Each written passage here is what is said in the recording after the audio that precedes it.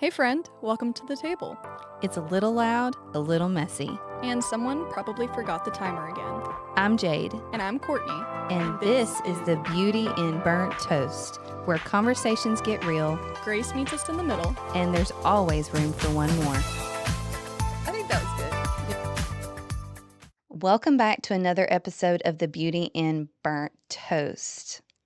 One of the most dangerous things women do is suffer quietly while pretending they're fine. But healing begins the moment honesty does. So today we are here with Jeannie Lynch to discuss some of these issues. Jeannie is a faith driven leader, author, and motivational speaker based in Decatur with more than 40 years of experience helping individuals find healing, purpose, and freedom through faith in Jesus Christ. Passionate about empowering women to overcome life's challenges and walk confidently in their God given calling, Jeannie has dedicated her life to guiding clients toward transformation, hope, and emotional wellness through her faith based practice. Known for her compassionate heart and inspiring message, Jeannie encourages others to pursue lives rooted in grace, resilience, and authentic freedom.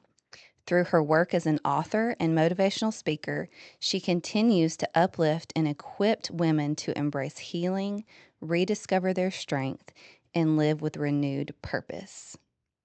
Thank you for joining us today. Thank you for having me. It's been a long time coming. Oh, we've been trying to get around. Okay. Looking forward to it. So I met Jeannie in a Bible recap small group and just felt automatically connected to her through her fluent sarcasm. Drew me. Okay. Thought I told you not. But no, I love people who are just real. And I think that automatically draws you in. You know, you use the word vulnerable a lot, and I hate that word, but I feel like you're very vulnerable, and I think that that draws people to you. I firmly believe in being authentic. Mhm. Okay. And when you're willing to share that with another human being, there's an automatic connection that develops. Yeah. Because they get to see who you really are, and that's the beauty of it. Yeah.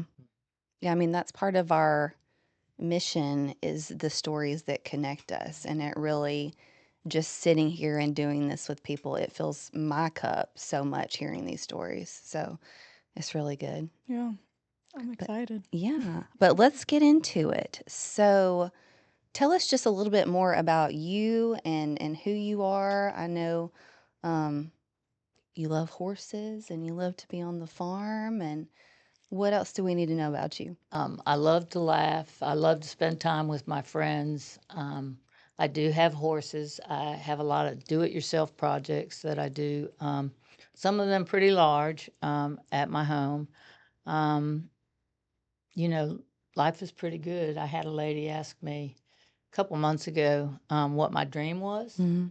and I told her that I was living it That's awesome. because it's so good. Yeah. hmm You ride a lot? No, No. I really don't have the time. Yeah. Okay. As I've gotten older, I always thought it would slow down. No, it has absolutely gotten busier, but in a good way. Yeah.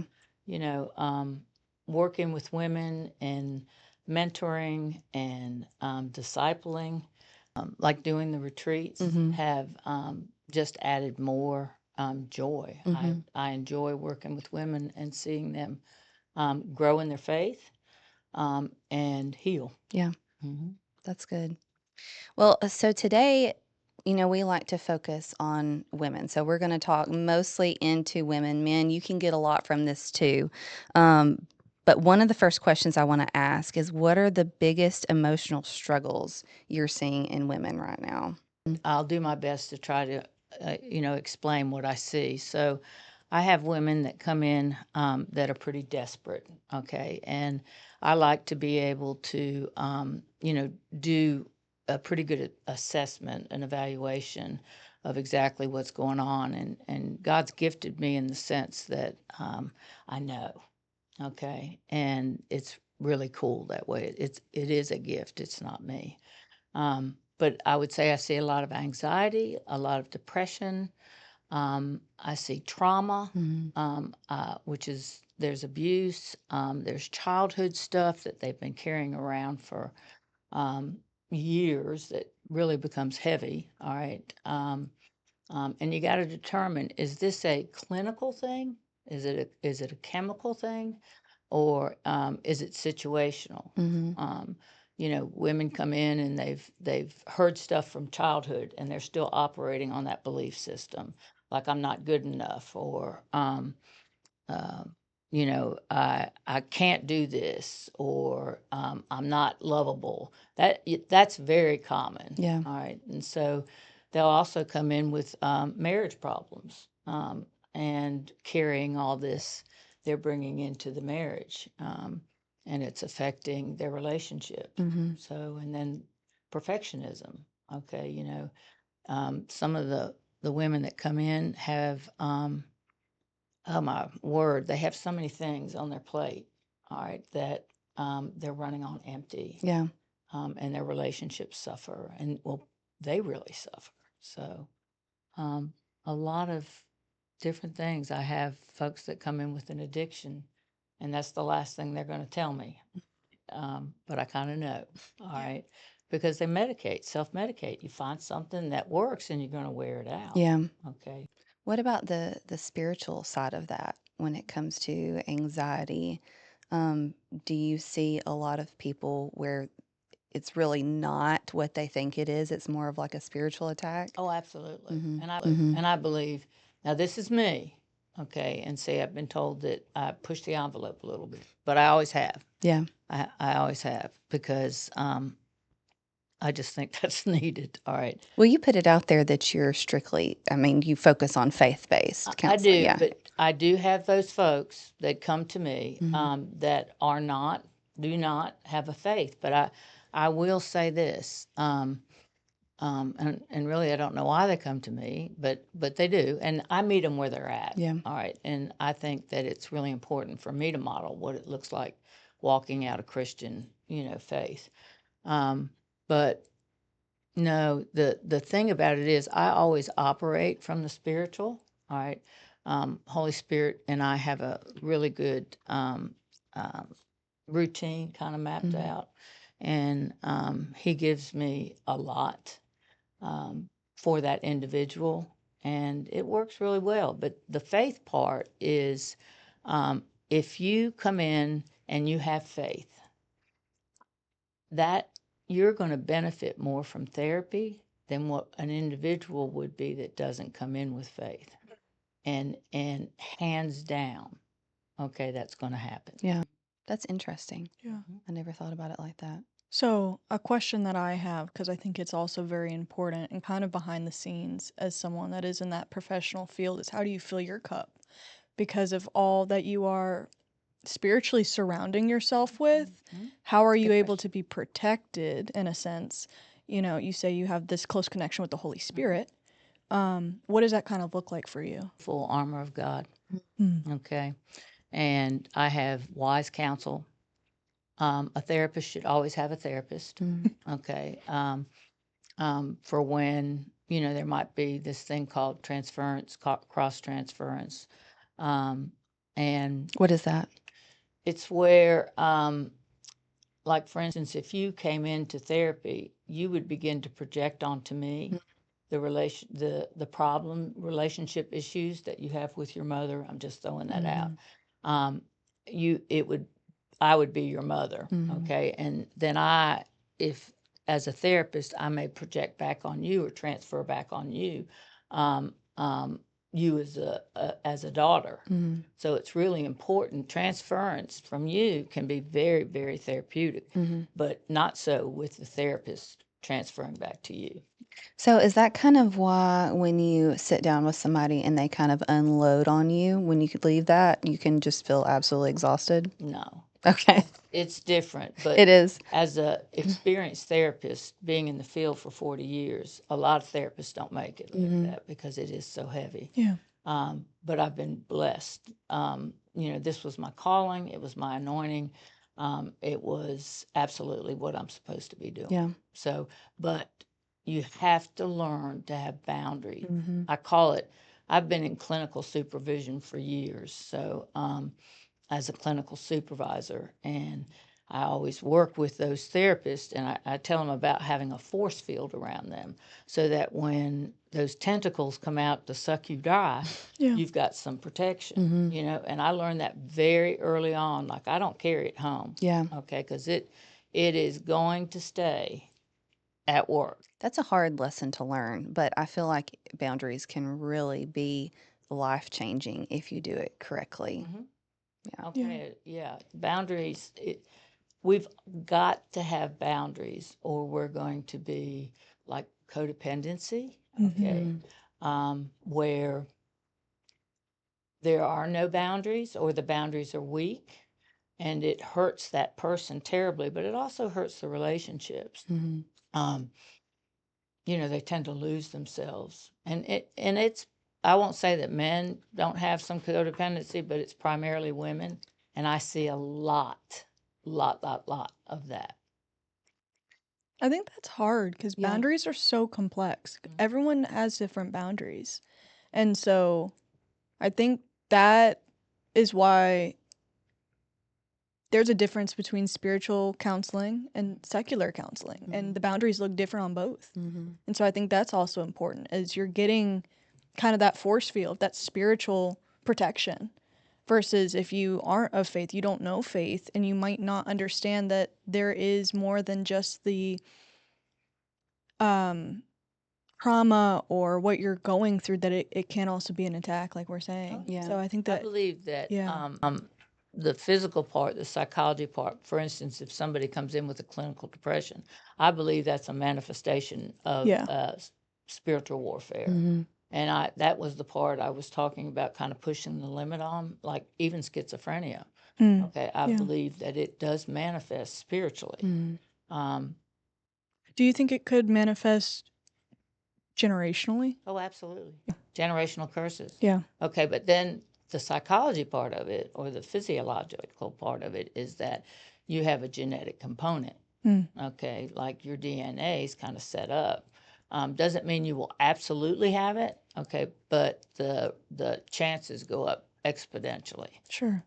I met a guy that is wanting to go into ministry, and he is talking about going to college for counseling also, because kind of like we were saying, like he believes that a lot of people in ministry do the marriage counseling, but they're not trained to counsel. So I thought that was an awesome idea to combine the two. Do you think more people in ministry should look into, If they're counseling. yeah, learning that? Yeah. I've had some really good experiences, and I've had some really bad experiences, where people have been hurt. Okay, and there's this thing they say, do no harm. Mm-hmm. Okay, and that's part of where we operate from as a licensed professional counselor, and I've seen damage done, pretty serious damage. All right, with people in the church. Yeah. Supposed to be in leadership, and I have a problem with that. Mm-hmm.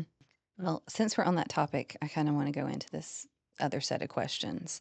So, like I was telling you earlier, there are so many people who don't believe, Christians who don't believe in therapy, or think it means you don't trust God enough and you should just be able to pray it away, I guess. What would you say to that? I see people that suffer every day, okay, when they don't have to. Mm-hmm. Um, I've had people that have thought, that either they're bad or being punished by God, or they are just rigid with the spiritual part. Okay, and listen, I'm all about that spiritual part. I mean, all about it. But I also know that sometimes, no, a lot of times, okay, they need to seek professional help to go along with the spiritual part. Mm-hmm. Because I think they're rigid, but I also think they're slightly deceived. Okay. And when you're deceived, you don't know it. Mm-hmm. Okay. So part of my approach to things is that I'm a teacher. Okay. And anytime I have the opportunity to teach, I'm going to teach. And God made that perfectly clear to me. So when I have a Jesus moment, if you will, someone will be asking me about therapy, and they're pretty adamant therapy is not good. Okay. And I share personal experience. Okay. But, and, you know, my walk with Jesus and what Jesus did. But then there was the professional part too, and I believe that Jesus put me in this position. Mm-hmm. Okay. That's the spiritual component, to work with his people. And that's what I do. And, if people don't come to therapy, but they choose to suffer or carry it, okay, then what can you do about it Mm-hmm. except try to model what it looks like to be healthy? Do you ever have people come in and they're very apprehensive? How do you break that? Okay. Did y'all see how I look? Okay. Um, the first thing that I do, Or is it most people are apprehensive? I would say, people that are prone to anxiety and just coming in, you're meeting a woman for the first time, Mm-hmm. and you know why you're there most of the time. Okay. And so they don't know the process if they've never been in therapy. Um, uh, you know, I believe that I've also been gifted with a personality that's very engaging. Mm-hmm. You can heal just as much with humor as you can tears. Yeah. Okay. And a lot of people don't realize that. So you use your humor to break through? I use, yes, some of it, but I also, That makes one of the sense. first questions I ask, are you nervous? Yeah. Okay. And they'll, a little bit. And I said, well, first thing, let's breathe. Mm-hmm. And then I said, let me tell you some things about me. Yeah. Okay. And as we go along, you can tell there's just a um, relaxing, if you will, Yeah. or their anxiety's dissipating. Especially when we start. I don't push it right Mm-hmm. there at the first. Um, um, we're just I'm doing an evaluation to see what we have, and they do all this paperwork before I get them, so they know. I mean, they're coming into therapy. They probably have stuff they don't want to talk about. That's one of the reasons they're coming into therapy. And I see so much trauma Yeah. that there's generally shame and not all the time, but just hard because they've never talked about it, but they know it's affecting them. Mm-hmm. It's my place, and I take this really seriously, to create a safe place for them Yeah. and, start to developing trust. Okay, because if they can't trust me, then we need to find another therapist. Yeah. But that's very rare when that happens. Mm-hmm. And that's because I believe God sends me the people I'm supposed to see. My private practice, when I say my private practice, it's not mine, it's God's business, and He allows me to manage it. And one thing I've become much more aware of, I think, from you is my breathing and realizing that I hold my breath sometimes when I start talking. And now I think about that a lot more. So, Well, that creates that angst, yeah. so, and it works. It brings you into the present instead of a week down the road. Mm-hmm. Okay, that's anxiety's impending doom. Okay, and it's always in the future. And if we're not breathing, okay, it puts us into crisis thinking because the brain's not getting enough oxygen. So Yeah. it's a simple thing. Yeah. That's what happens with my clients too. All of a sudden, breathing. Maybe that's why I take that deep breath before every podcast. Yeah. So what would you say to someone who says you don't need therapy, you just need to pray more? Okay, who are they saying it to? Anybody? Yeah, like somebody's like, well, maybe I need to go see a therapist for that. No, you just need to pray about it more, and God will take that away, which is true in some circumstances. But like for me, I go to release everything. That's why I enjoy therapy. Like I'm having a conversation, like you said, with somebody that I trust, and I can just let everything out, and then I leave feeling 10 pounds lighter. Um, so I've heard that a lot in the Mhm. church. I've heard that you shouldn't take antidepressants because God can heal you. That's a Yep, tough one I was too. going to touch on that because that's a pretty common one too. Yeah, Mhm. I've heard that from the stage. Mm. Hmm. Okay, and I remember asking someone, "Do you want to be responsible for that person's demise?" Mhm. Okay, because that's pretty serious. Yeah. Okay, I also believe that God gave the knowledge and wisdom to human beings, men and women, to create the meds that we have. Okay, Yeah. and so if there's a need for me, I don't advocate for meds, Mhm. but except when they are needed. Yeah. All right, and there are times when they are needed. Yeah. I mean, if Did I answer your no, question? I mean, so like for me, it was the reverse. Like I went in on anxiety medicine, Mhm.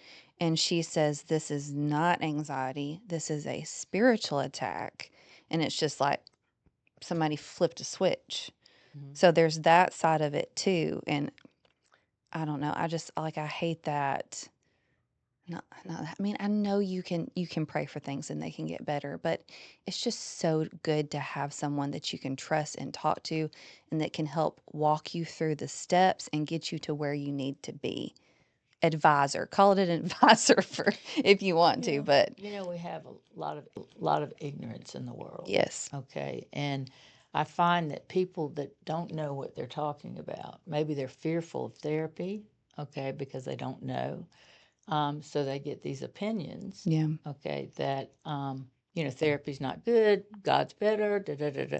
And what happens? Let's say the person doesn't get better, which is it. It happens a lot. Yeah. Okay, then they feel like something's wrong with them. Okay, why isn't God listening to me? All right, what have I done? What do I need to do? Okay, this isn't working. Am I always going to be like this? All right. The damage that's done by people saying things that they don't know what they're saying um, would be better if they just kept their mouth shut. This is a very complex question, Of course. but do you think parts of people's trauma that they experience can be part of their testimony? It's necessary. Not, like, not necessarily disorders, but what they encounter, that's part of their testimony. And that is kind of not saying that God encouraged what happened, but it happened so that they bloom into something that God has called them to be, or their heart posture. I know that that's a really No, it's not. okay. That's my story. Okay. So I believe that we all have testimonies, and testimonies give us the opportunity, okay, to talk about Jesus. And I think that it is very relatable for a lot of folks. And when they can see what Jesus did for me, Yeah. okay, um, it gives me that avenue too to get in there. But when they can see what Jesus did for me, they might think, well, and I would say this: listen, if I can do it, and it's not me, but if I can be with God in doing this, then you can too. I mean, Yeah. there's no reason yeah, that you can't have that as well. Mm. Okay, so I think, yes, I share about trauma, I share diagnoses, I share everything. Okay, um, do you want to mention your book? sure. Yeah, and talk about it just a little bit. Yeah, don't quit 5 minutes before the miracle happens. And it is a testimony um, from the get go, from the birth canal all the way through. And it was a collaboration, if you will, with the Holy Spirit. He would tell me to put stuff in there. We would have an argument. I didn't want it to go in there. And he would say it needs to be in there. People need to read it. Mm, So I would put it in there. And the response that I've had from the book has been phenomenal. yeah, Okay. Giving me avenues to speak to people about Jesus. And the whole purpose of that book was for folks to read it and know that they can too, okay, with the help of God, okay, or Jesus.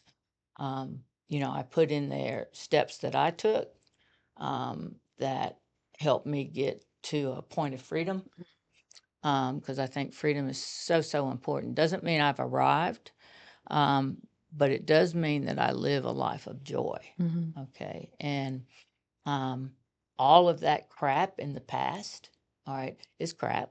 Okay. But I'm thankful for every single bit of it, even the horrible things, because they have made me who I am today.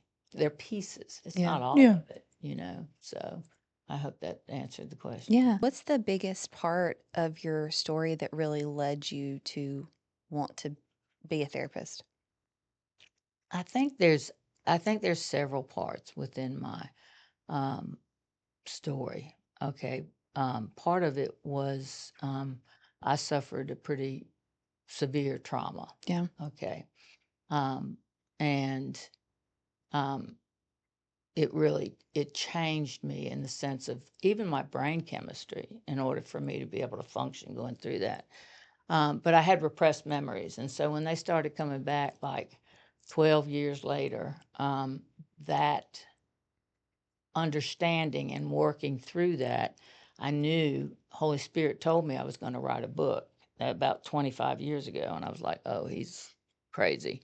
um, but look at that. That was him. So I think part of it too was my sister committed suicide, and she had had depression her whole life, Mm-hmm. and people knew it. My mother knew it, but she didn't exactly know, and people didn't treat her when they should have treated her, and so she went untreated for the majority of her life, even though she was suicidal at times. So I think that has a big part, you know.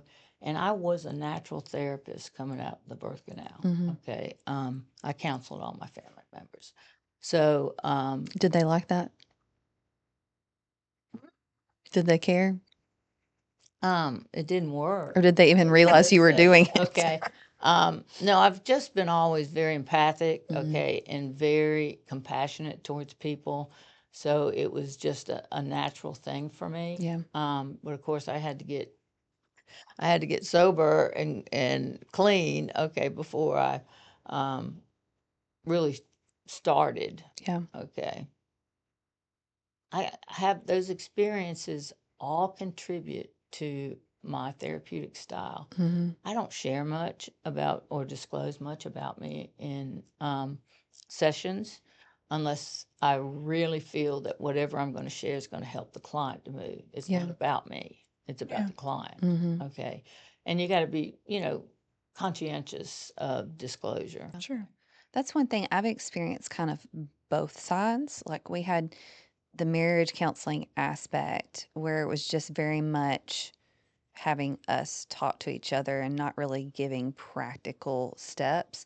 And then I've had the lady that I'm with now that she does what you're saying, like she shares with me, and I feel like that more connects us and makes me feel more comfortable. And I really enjoy that much more. There are times where self disclosure is appropriate. Mm-hmm. Um, I the best way I know how to describe it for you is this way. After I knock this microphone, is it's my job as a therapist to hold up a mirror, okay, for the client to be able to see themselves in Mm-hmm. that reflection back. Okay, Yeah. you don't want me on that mirror. Yeah. It needs to be a clean mirror.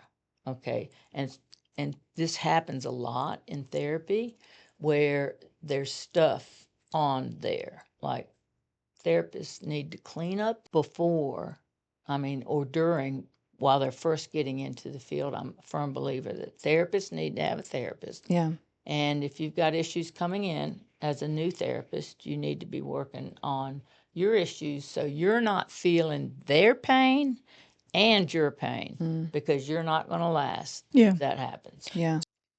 So, kind of swerving back into what we were talking about, this is a big one that I definitely want to ask that you were talking about earlier. Can faith and therapy coexist together in a healthy way? And what should that look like?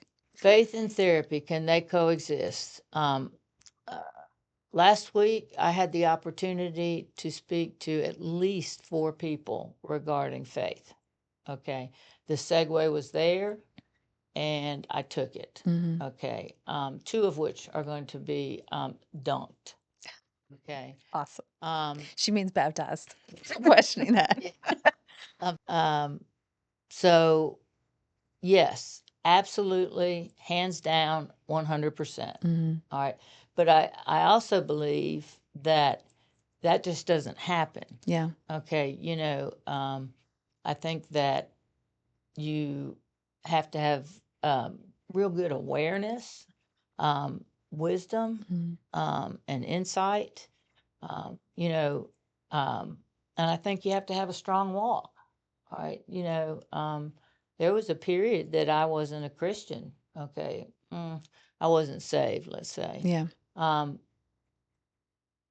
but I had this gift, okay, that I really was just kind of picked up therapy and ran with it. It was, I wasn't a faith-based counselor at that time. I Mm-hmm. did have the opportunity, even in like dual diagnosis hospital settings.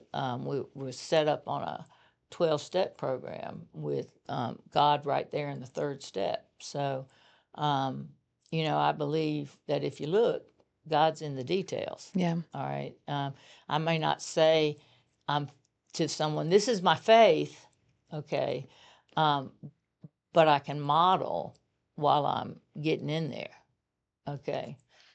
I don't know if that makes Well, sense. what do you think that church leadership should do to better handle that? Like if they can see someone or someone comes to them and want help, what should they do? Depends on what type of help they're looking for. Mm-hmm.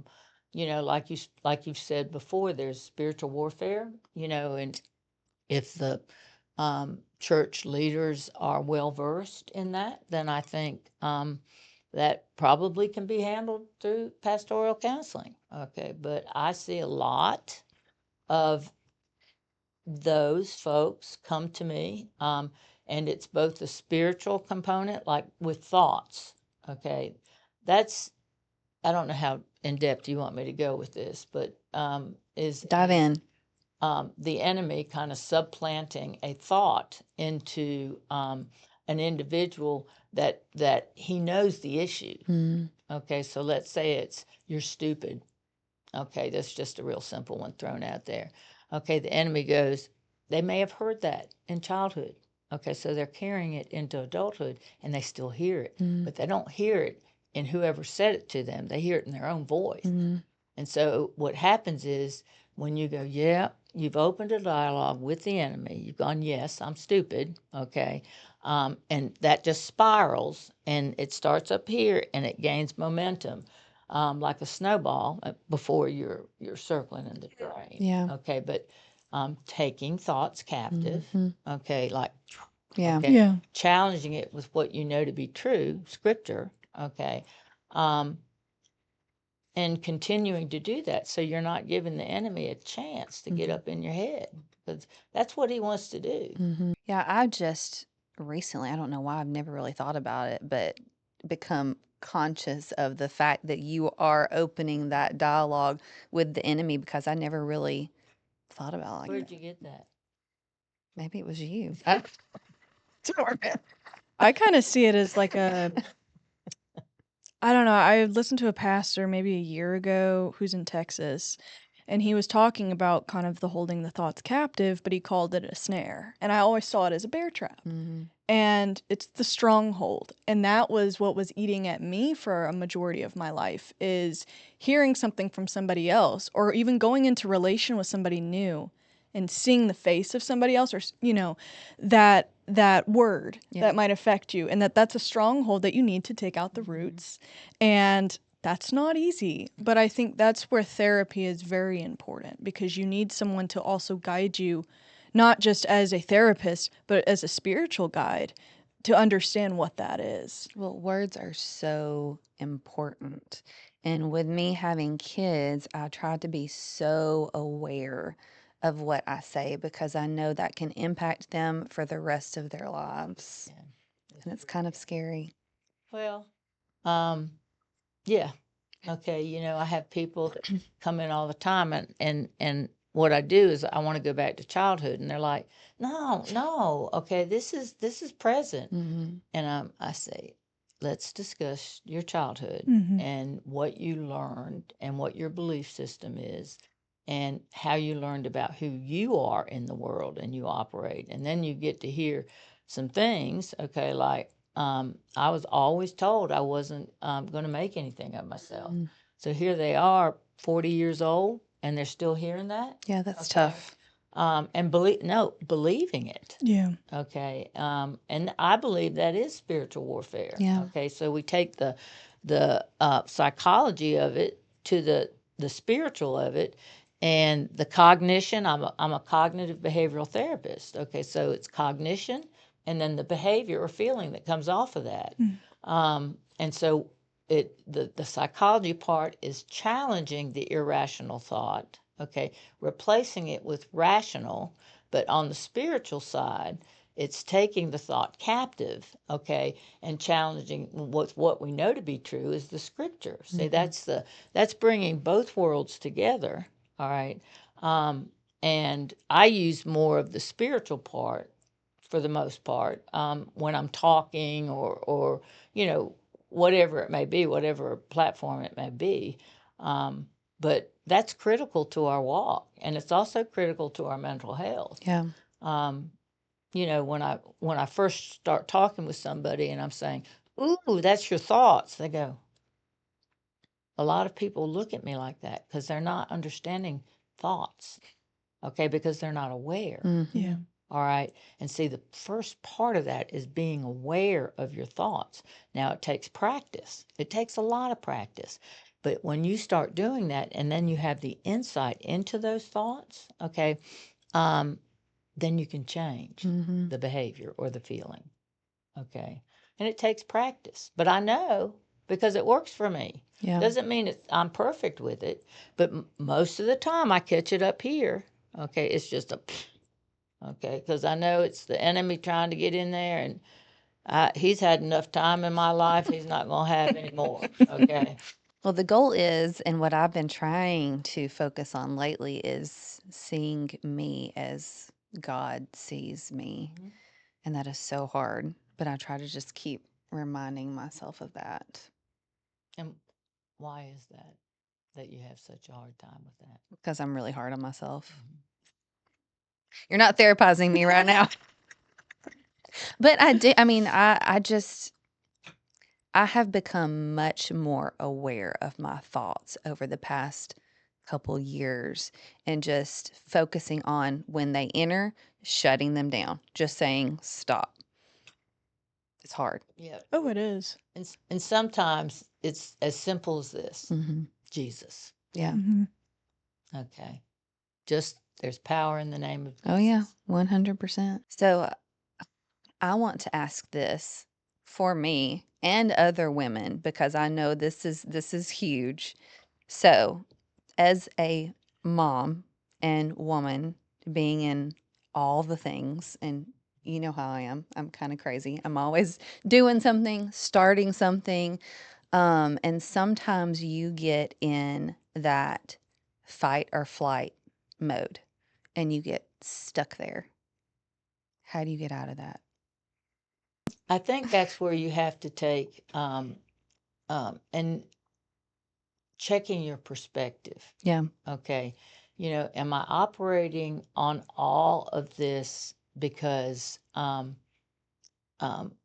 there's some perfectionism in there, or, they're taking care of everybody and maybe just not their family? Mm-hmm. Okay. What are they doing to pour in their cup? Okay. Or to take care of themselves?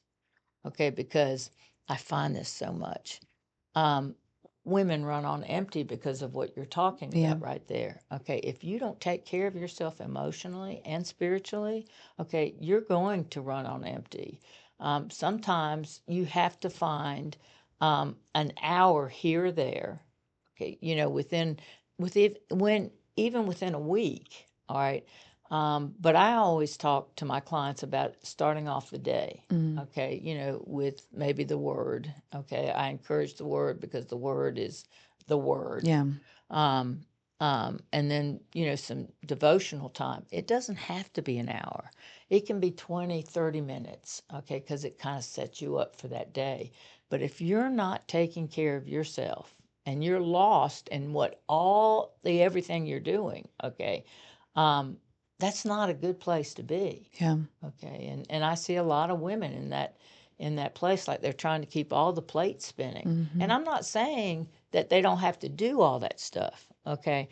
But they've also got to find a way in that to take care of themselves. Yeah. Okay, because if they don't take care of themselves, just trust me, no one else is going to. Yeah. We have to learn to let go of some things and realize that not everything has to be cleaned up or taken care of right away. And that's really tough.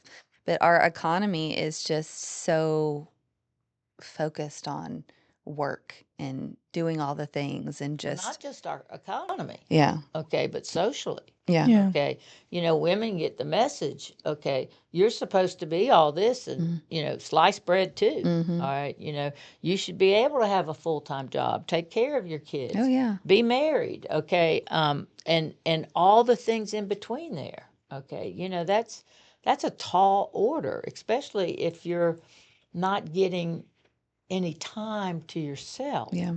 Okay, and another invaluable thing is I always ask my clients, I said, when was the last time you laughed?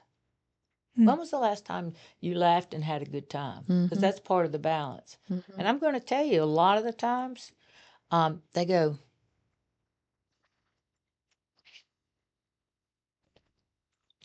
life is meant to be lived. Yeah. Okay, not just be a human doing, but a human being. Okay, and um, so much of this world is human doing. Okay. I don't think we were created. Oh, let me take that back. I know we weren't created to be that way. Yeah. Do you think that's why so many people are really obsessed with like homesteading right now? I feel like that's the big fad is a lot of people, especially my age, kind of getting off grid and having animals and The purpose of vegetables being and all present of that kind of to them. stuff. Do you think that is why people are doing that? I have horses. I Yeah, have that's right. acreage. Yeah. Okay. I've got plenty of dirt. Mm-hmm. Okay.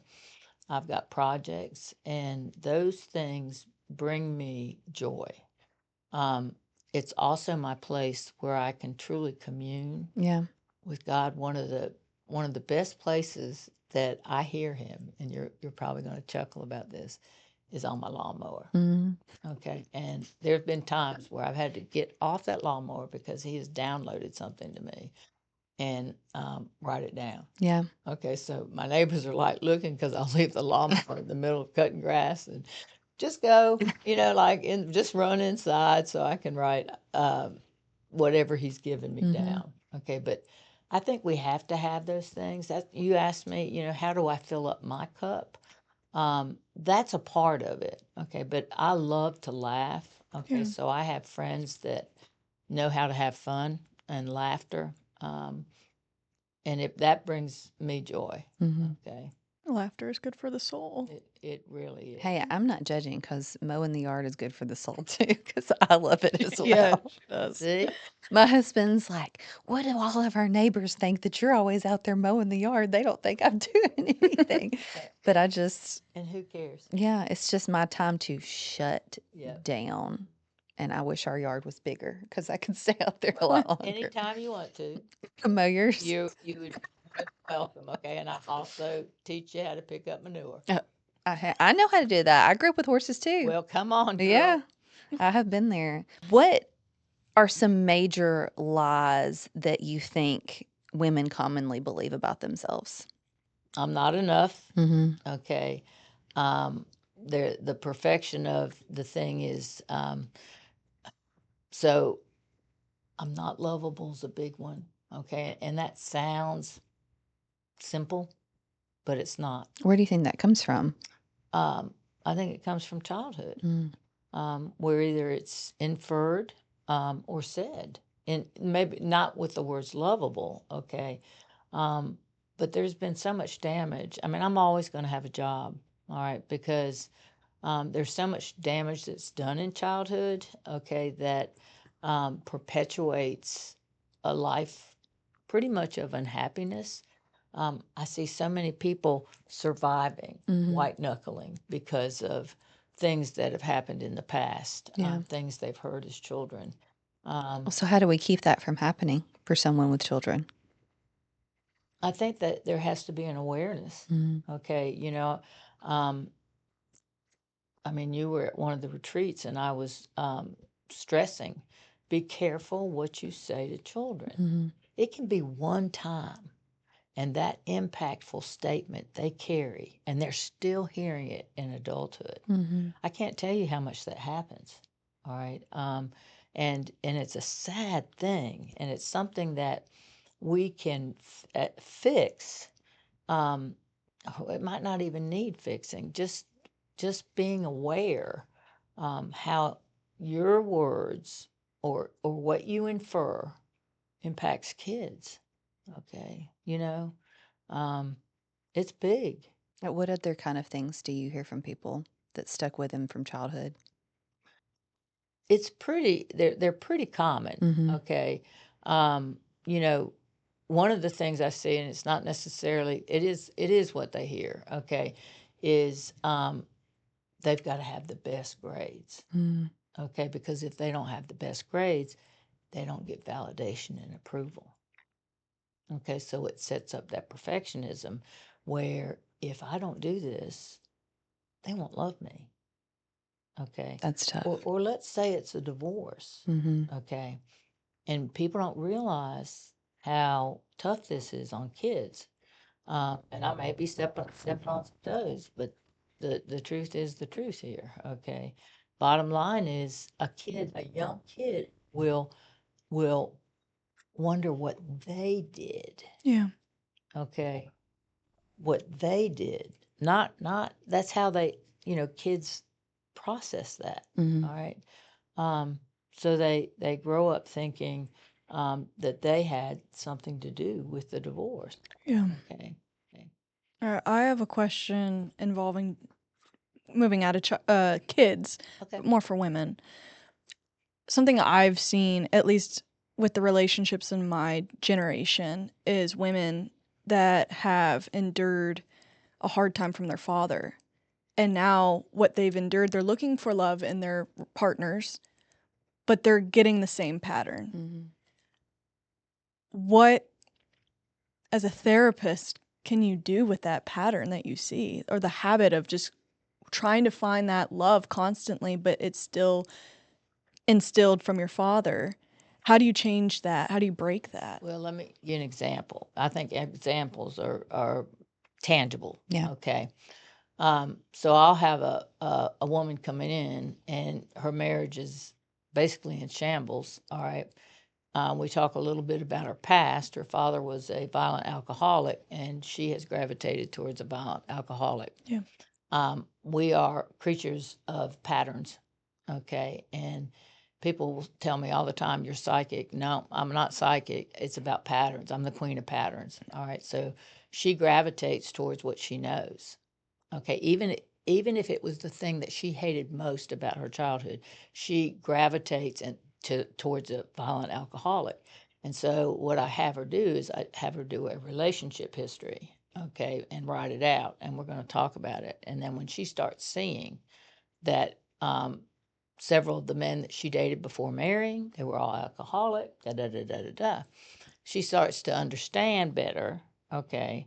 The denial starts to break down, okay, which is painful, but she's able to see that she's been doing this, okay, and that's not what she wants to do. All right, now she's in this marriage, okay, but she's starting to see why she's in that marriage and the damage that it's causing. So you think it's patterns instead of like self-sabotage? Well, I mean, that can be part of it, but I think it's more about we gravitate towards what we know. Yeah. Okay, even if it's abusive, it's old home day.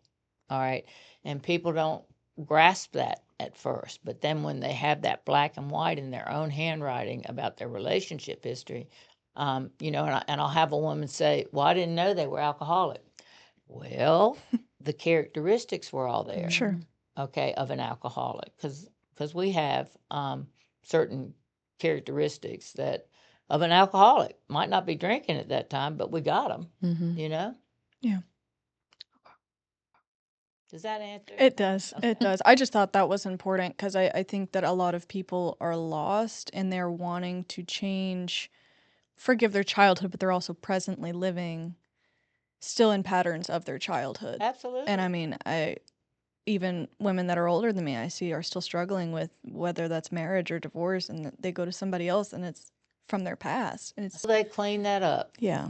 Okay, they're going to continue to recreate that pattern. Yeah. Okay, because they know that they're not happy in their relationships, but the pattern is so strong, or the draw. What happens is you have dysfunction. Okay, and let's say you've got two people here. You've got the wife and you've got the husband. They both are coming in, okay, with issues that complement one another. Okay, so you have what's a codependent here, okay, and you have an alcoholic over here.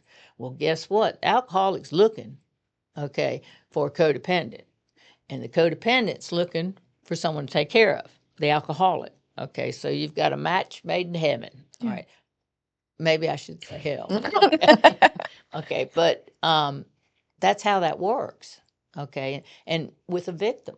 Mm-hmm. Okay, a victim looks for an abuser. Mm-hmm. Okay, an abuser looks for a vulnerable victim. Okay, and people go, that doesn't make sense. It may not make sense, but that's the way it is. Okay, and people will come in and say, I'm being abused by my husband, relationship history. Okay, and we also do childhood because 9 times out of 10, they were victimized in some way in childhood. Okay, so they're going to gravitate towards an abuser. Yeah. I did that myself. Okay. That's so wild. Mm-hmm. So, for someone dealing with mental health, what are some practical steps for healthy healing? Whether it's, let's just say, like depression, anxiety. I mean, those are. Well, it's different. Mm-hmm. Okay, are we talking about a clinical anxiety or depression, or are we talking No. about situational? Situational. Okay. The first thing is awareness, Mm-hmm. knowing that there's a problem. Okay. If you can't see the problem, okay, then I would suggest therapy. Okay. There's some good books out there too, but sometimes that's not enough. Mm-hmm. Okay. Sometimes it is. All right. Sometimes wise counsel can help, but I think why not get it taken care of? Yeah. Well, I feel like that's huge for women. A lot of them just shove everything down and keep on going and don't acknowledge that there's a problem. So I see most women like that Mm-hmm. around the ages of 40. Mm-hmm. Okay. Because it comes to the point where they can't do it anymore, Mm-hmm. where it's gotten too heavy and they're suffering. Okay. Now, suffering in silence, you can pretty much tell when somebody's suffering. All right. And So, what's the biggest tell? I think maybe anger. Mm-hmm. Okay. From frustration, people not listening, her putting herself in positions of really doing too much, that trying to take care of everything. You may see tears, meltdowns. Okay. You could see withdrawal, isolation, any number of things. But what I would like for people to hear is that there is big time hope. Mm-hmm. All right, but you're going to have to do the footwork, and sometimes that's going to involve therapy. All right, and again, let me tell you another thing that I do. All right, there's still stigma with mental health. Okay, but every opportunity that I have, I'm going to tell people about therapy and Jesus. Mm-hmm. Okay, so breaking that stigma is important, because um, there are people. Well, I believe, because I'm a therapist, that everybody could benefit from therapy, but let's get in there, get it, let's purge it out, and get back and live life. Yeah. Life can be really good if you'll allow it to be. Well, something we talk about a lot is how big community is and who you surround yourself with. So, if I'm someone that has a friend and I'm seeing these signs that they are just at their limits, how do you successfully address that and not cause worse harm to them? Um, do you love them? Mm-hmm. Okay, I think honesty is the best policy. Mm. Okay, if I have someone in my life, and I have had, okay, um, who I see to be suffering or having depression and battling it, um, um, because I care as much as I do, the greatest gift I can give them is honesty. Now, that doesn't mean you go, you are depressed, okay? But something like, I've noticed you've really been struggling lately, and I may ask about their thoughts, okay? Now, not in a confrontational way, Yeah. um, but being able to talk about that, okay? Because generally that's well received, because you're going to know your friend, all right? I think that's really important. And it may be spiritual, and you can talk about the spiritual aspect. Um, yeah. What do you do if they react poorly? Pray for them. Mhm. It doesn't have to affect me. Yeah. Okay. Um, if they react poorly, I really feel like that's more about them. Um, I can say, I'm sorry, it looks like that didn't feel real good. Mm-hmm. All right. But I did it because I care about you. I don't have to take on their mood. It's not your fault if they get offended. Yeah. So, if someone is struggling mentally or even physically, I guess, what is the most important thing they need to know about Jesus? Is it that he can be a healer, that he can bear the burden or bear your emotional pain? What do you think is the most takeaway point as you are a counselor that you could express to somebody else about Jesus? So let's start first with the physical aspect. Okay. There are times when Jesus doesn't heal. Yeah. Okay. And people will want to know why. Okay. Um, I have a physical condition that I've had and will have, and I've been struggling for a while. Why is that? I think God is working out in me things that, um, cutting away flesh and that kind of things, and making me more dependent upon Him. Um, and he hasn't healed that. Okay. Maybe He will. All right. Or maybe that will keep me humble. Okay. I really don't know. Yeah. All right. The mental part of it is, can God heal that? He absolutely can. Okay. But I think He can heal it through different avenues. Sure. All right. Um, and I don't think He wants us to suffer. We may complicate things and suffer, brought on, but He really likes to make us uncomfortable. Okay. And there's different degrees of that. Um, so, it's basically trusting Him even when we don't know what we're doing, even when we don't know how to pray. Okay. It's about trusting Him and having a heart posture of surrender. And when you do that and you're expectant, you have no idea what might happen. So, one thing we always ask people is what is a verse that has been very meaningful to your walk? Well, you made fun of me, okay, because I had this like this. But the reason I do is because I have a Bible in every room of my house. Okay, so that when I walk through there, it and a lot of times I'll put my hand on it. Mm. Okay, and I just pray. Okay, so it's a very good reminder. Okay, and the same is true with this. Now, I've had different verses at different times throughout my life. This just happens to be one now. So it's Isaiah 40:31. But they that wait upon the Lord shall renew their strength. They shall mount up with wings as eagles. They shall run and not be weary, and they shall walk and not faint. And I love that. Right now, that applies to my life. What is the meaning for that to you right now? God's provision. Mm. That's good. Okay. When I'm tired, He is strong. Mhm. Okay. And just knowing the power of this, that He will renew our strength. I really like the part of wings as eagles, okay, because that just gives you a picture in your mind. Yeah.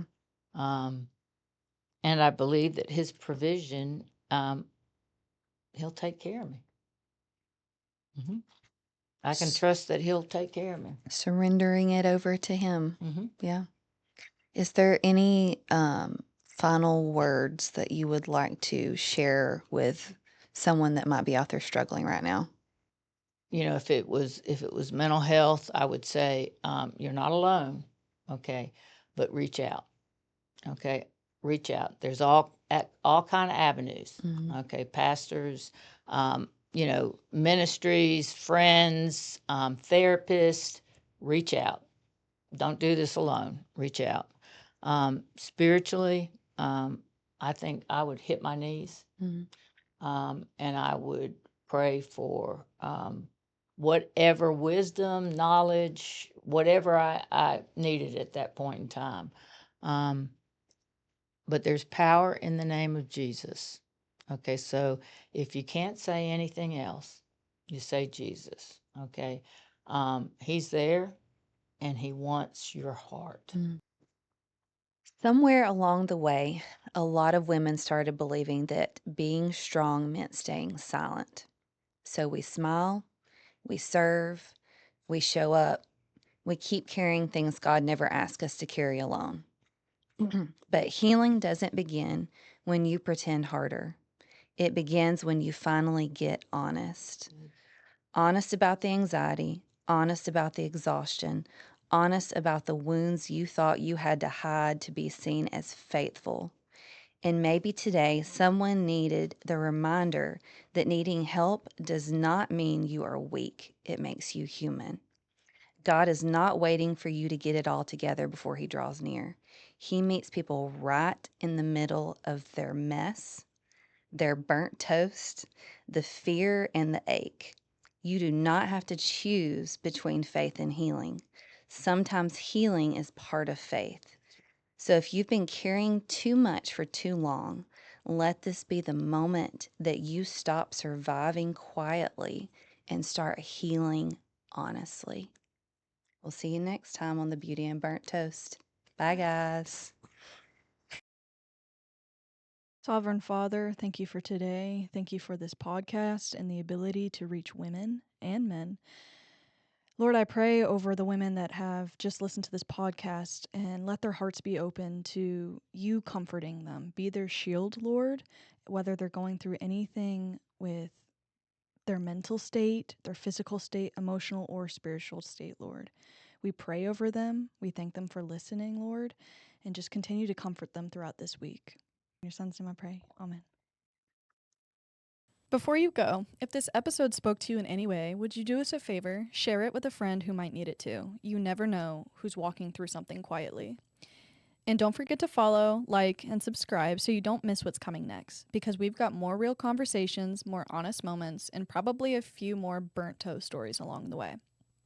Also, if you loved this episode and it meant something to you, we would like you to leave us a review or a comment.